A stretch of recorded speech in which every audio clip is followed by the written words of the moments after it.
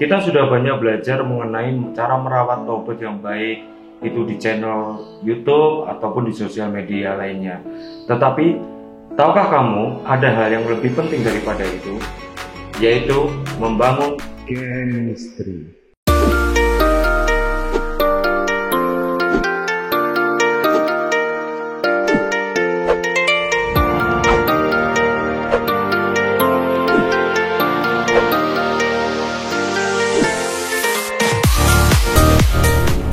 Apa itu chemistry? Chemistry adalah bagaimana cara kita membangun hubungan yang erat dan saling mengerti dengan gacuan kita. Lovebird adalah burung yang cerdas dan penuh kasih sayang. Makanya dia dinamakan lovebird. Nah, selain dia mempunyai kecerdasan di atas rata-rata, dia juga mempunyai temperamen yang tinggi. Dan dia juga sangat penjemburu. Makanya, kita harus mempelajari karakter-karakter lovebird yang kita sayangi. Nah, untuk membangun chemistry dengan lovebird diperlukan suatu kedekatan. Namanya juga chemistry kan? Kita adalah membangun kedekatan dan saling pengertian dengan lovebird yang kita miliki. Lalu, bagaimanakah caranya kita untuk membangun chemistry dengan lovebird kesayangan kita? Di sini ada beberapa tips yang akan saya bagikan ke kalian untuk membangun chemistry dengan lovebird kesayangan kita, khususnya betina ya, karena betina itu sangat pecemburu dan sangat teritorial dibandingkan jantan. Tips yang pertama adalah satu, untuk membangun chemistry atau hubungan yang erat dengan lovebird, itu usahakan setiap hari kita meluangkan waktu.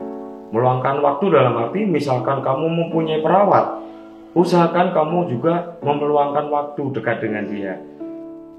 Jadi ada di sampingnya, memberi makan atau membersihkan kandangnya, itu sangat berpengaruh untuk mendekatkan diri kalian kepada lovebird itu sendiri. Untuk pakan, pilihlah mana pakan yang dia sukai. Salah satunya contohnya misalkan dia suka pakan tinggi, ya kasih aja dia pakan tinggi. Oh, dia suka pakan rendah, pakai aja pakan rendah. Jadi bagaimana kita tahu?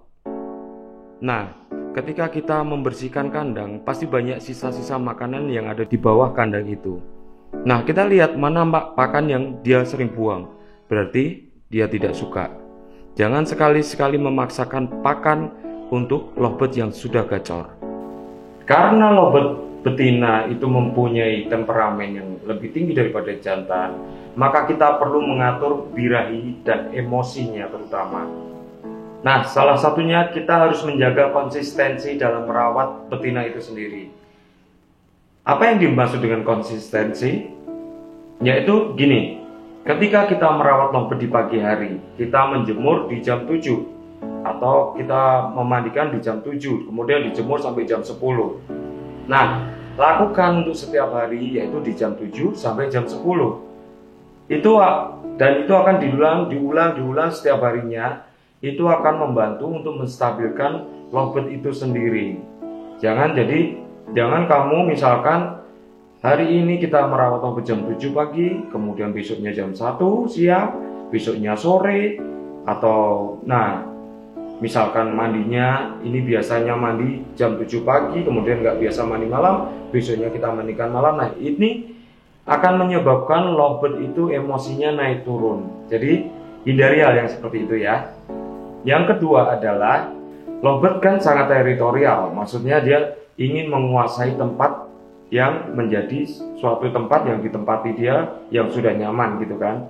Nah, usahakan di ruangan yang kita tempatkan untuk lovebird itu dia menguasai, dalam arti tidak ada yang lebih gacor daripada dia atau tidak ada yang lebih merespon gitu loh. Nah, jadi usahakan lovebird kita itu menguasai ruangan sekitarnya. Jadi misalkan ada kita model sistem kuntulan atau model sistem koloni atau dengan kita model sistem tempel, nah usahakan supaya lovebird kita itu menguasai.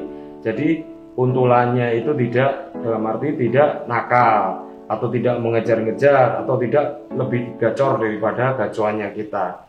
Apakah lovebird itu sangat pecemburu? Ya. Satu tips buat Anda, Yaitu, misalkan Anda punya gacuan yang baru, jangan sekali-sekali langsung ditempatkan di ruangan yang sama dengan gacuan Anda. Karena bila gacuan baru itu lebih gacor dari gacuan Anda yang lama, maka dipastikan lobet gacuan Anda akan down mentalnya. Sudah paham kan sampai di sini? Untuk yang ketiga, setelah kita membangun chemistry dalam arti membangun rasa saling mengerti dengan lovebird itu, kita perlu latih lovebird itu. Dalam arti begini, kapan dia harus bunyi dan kapan dia harus istirahat. Kita harus mengerti jam-jamnya atau kita harus mengerti kebiasaannya. Nah, kita bisa latih itu. Bagaimana dia harus kita latih supaya ini waktunya dia mau bunyi, ini di waktunya dia harus istirahat. Kalau sistem tempel, kita latih, kita cabut setiap hari, kita gantung sendiri. Nah gitu, bagaimana caranya dia supaya mau bunyi, kita lihat. Apakah ini sebelum digantung dia harus disemprot dahulu, dimandikan, atau diembun, atau dijemur. Nah kita harus tahu kebiasaan dia maunya apa. Jadi kita tahu, ketika dia nanti gacor kita gantung gacor, setelah gacor langsung kita kembalikan ke tempatnya dia yang nyaman semula. Nah, lakukan itu rutin setiap hari supaya dia tahu, oh ketika saya ditempel dengan burung ini, saya harus istirahat. Ketika saya digantung sebelum dimandikan atau digantung setelah dimandikan, itu saya harus bunyi.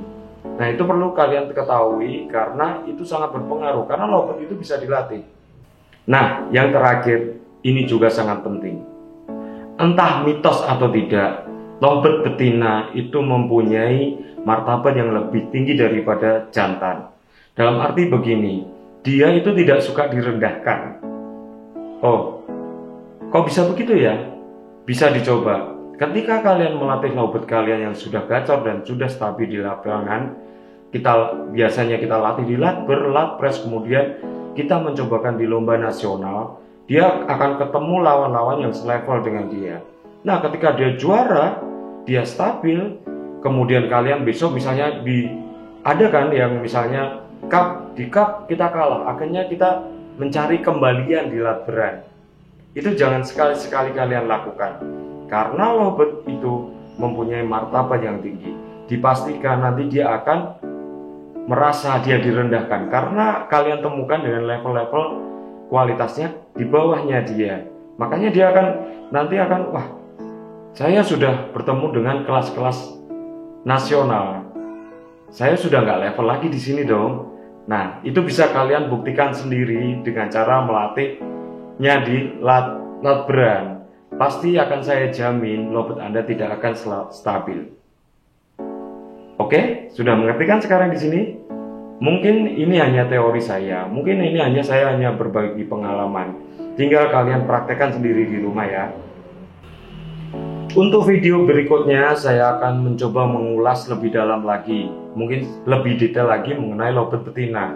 Bagaimana cara menggacorkan dia, bagaimana cara membuat nadanya semakin lelah, atau bagaimana cara membuat dia tenang di lapangan. Mungkin nanti kita akan bahas lagi lebih lanjut. Nah, sebelum itu jangan lupa like, subscribe, dan komen di bawah ini ya. Sampai jumpa di video selanjutnya. Salam LDN.